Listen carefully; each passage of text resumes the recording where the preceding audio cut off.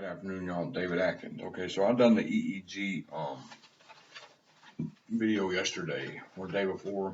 Yeah, 2 videos ago, talking about how they map out your brain, they can clone it and all that, and bring it together. Anyway, so somebody asked me to do a video on psychic soldiers, and so what I found on psychic soldiers comes from Robert Duncan's book, Project Soulcatcher.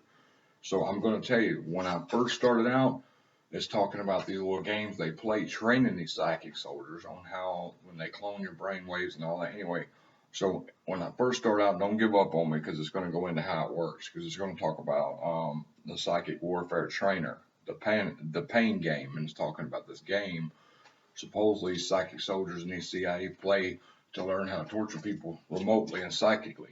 Now you can draw your own conclusions from this, but he goes into very good detail, and it's not over your head to understand like some of my videos are, and some of the stuff I've read are really, really deep. I even have a hard time understanding some of it. So I was going to wait and omit the first part and wait to the end and explain it, because he talks about these training games on how they torture each other and take turns doing all this other stuff to train each other psychically and through these cloned EEGs. So anyway, y'all can draw your own conclusion. I still haven't made my mind up on. I know it's possible. Anything's possible with artificial intelligence these days. But you know, wow, it's just amazing. So I'm gonna start out with my Bible verse for the day, and I'll get into the information. Like I said, after he explains the game, he explains how all this works. Okay, and it's called the Psychic Warfare Trainer, the Pain Game. It's out of his book, Project Soulcatcher. Okay, well, my verse today is 2 Corinthians 12, 9 through 10. But he said to me, my grace is sufficient for you. My power is made perfect in weakness. Therefore, I will boast all the more gladly about my weaknesses, so that Christ's power may rest on me. This is why, for Christ's sake, I delight in weaknesses, insults, and hardships, and persecutions and difficulties. For when I am weak, I am strong. You know, and I try to do that to my best of my ability. Praise God even in the hard times. Anybody can praise him in the good times, but it's praising him in the hard times, you know, that really matter and really show that you really care about God.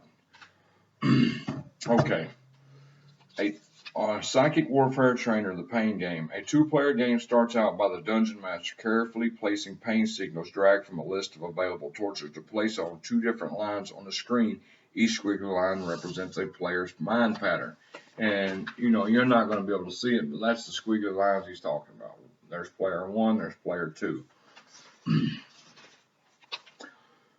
The dungeon master tries to place the boxes on the parts of the line that move the least in order for them to have their best effectiveness. The pain signal squares are annotated with a brief description.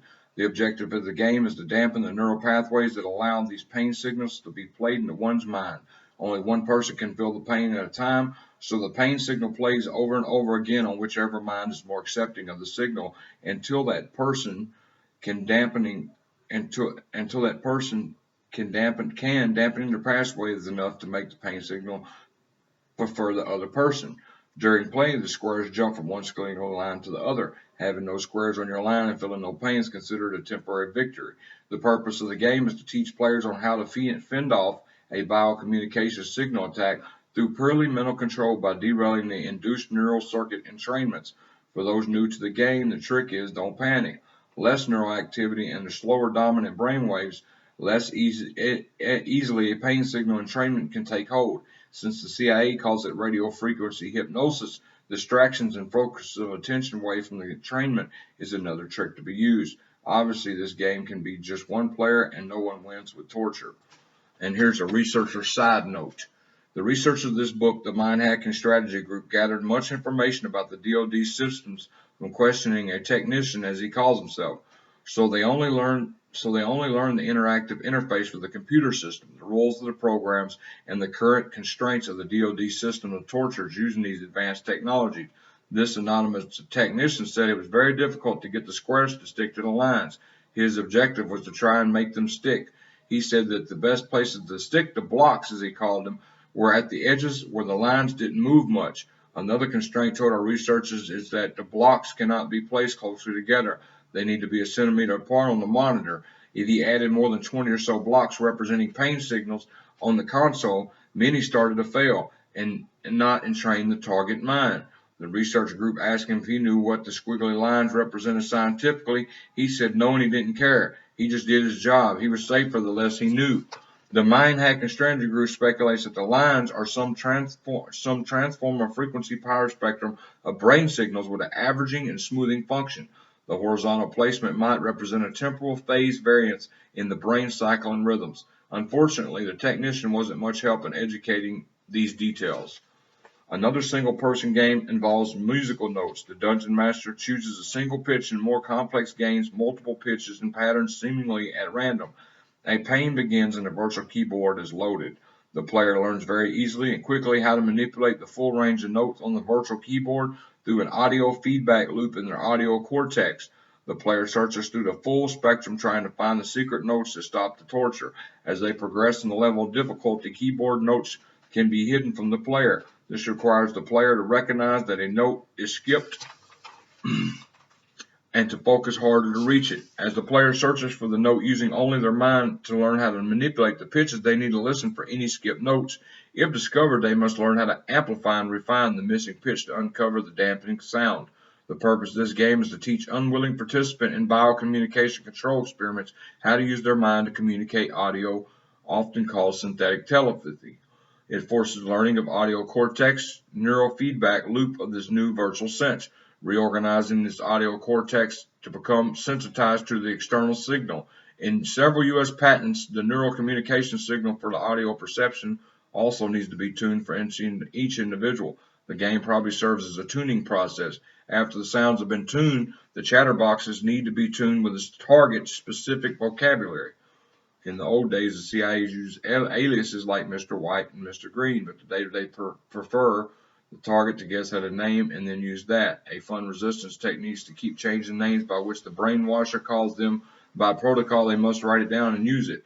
Much of the psychological misdirections need to have names and rules assigned. This is also used as part of the techniques of the walking the target's memory further and further into the past and probing ever association. Resisting techniques can be amusing. The interrogator will record, write down information, and the target tells them. Through sleep deprivation, drugs, and the target's memory will be erased. A few days later, the interrogator will pretend they already have this information in their dozer and continue to walk the target back into their past. If the target is aware enough to feed them false information, they will be reminded later by the interrogator, and they actually know nothing but what they gather from him. In physical renditions, they use falsely dated newspapers, sleep deprivation, and doctored video of the target to create the false perception of time flow. A psychic power called the Force. It was portrayed enormously in a popular movie called Star Wars. In the movie, Darth Vader was able to use a remote choking grip on one of his commanders when he challenged the capability of those that possessed the Force. This particular technique in psychic warfare is called the Darth Vader grip. The technique involves 4 different perception and warfare tactics. Remember, the ever sensation from the psychic soldier can be cloned onto the target. In attack formation, one agent can give suggestive, subtle, hypnotic commands to a target before other sensations to create a more convincing illusion. The most directly cloned handler of the target can hold their breath. This causes an extremely uncomfortable sensation of suffocation and lack of oxygen. He then chokes himself, instigating a gag reflex in everyone in the formation. Even the action of choking oneself often will be cloned to the target too. Newer methods just require repeatedly replaying pre-recorded brain entrainment from the database to accomplish choking sensations. There are many torture choking types. Another involves stopping at the person from breathing each time they begin to enter sleep. This is called trigger condition. This torture helps with sleep deprivation and recognition of dominant brain rhythms. It's easy to classify into panic, focus, trance, and sleep modes called beta, alpha, and delta, and theta states in order. Applying trigger stimuli when states change is used profusely in CIA, DoD radio frequency behavior modification, interrogation, and torture methods. Even these technologies can be used in near-field physical renditions. Encyclopedias could be written about CIA, DoD's trickery, chemicals, technologies, tactics, and strategies. We're just giving the reader details in just a few of them in order to understand how sophisticated cognitive deception and warfare has been funded by taxpayer dollars and used against the very people who fund them. Other very important training of psychic warriors is to cause self-mutilation to the target. Here are a few of the most popular scripts which are used to make target mutilate themselves. Trick the target into believing that if they pull out their teeth, they can't be tracked by the CIA's tooth RFIDs and they will get their freedom from torture. Trick the target to believe that if they poke out the eardrums or Q-tips, they will disable microwave hearing effect, thinking that they have cochlear implants. Other scripts try to trick the target as they have chips behind their eyes embedded in their skin. These lists are quite large with psychological trickery. A sad side note is that a pastor of a church pulled out all of his teeth, believing his torture would stop. He could remove an imaginary chip. Professors, doctors, lawyers, police officers, children, even judges have been tortured and fallen for security agencies' experiments in cognitive perception warfare. Do not expect to see any of this on the censored news. Am I saying that? Is he saying there's no implants? No, he's just saying some people get so convinced. You know, they may think they have, they may tell them, hey, you got implant, and they don't, and then they pull them out. So I'm not saying people don't have implants at all, and I don't think he's implying that here either, because there are a lot of people that do. Psychic soldiers are trained to eat during the sleep cycles of their target. This adds to the probability that the target will bite their tongue and cheeks in their sleep. This is both a torture and added risk for infections of their mouth to get bacteria into their bloodstream and travel to the heart for silent death. I was on a talk shoot call back in 2018, and the dude used to tell me that's what he would always say when he was talking. He would bite his cheek and tongue uncontrollably.